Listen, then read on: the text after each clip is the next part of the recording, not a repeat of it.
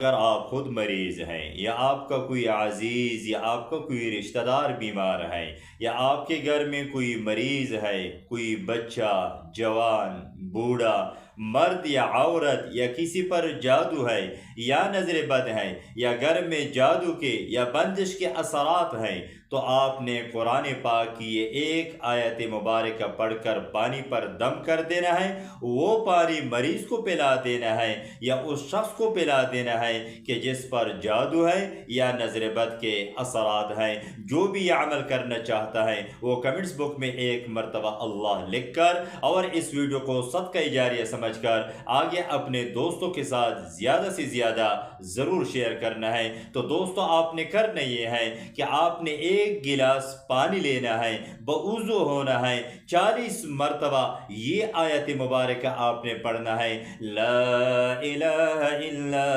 انت سبحانک انی کنت من الظالمین۔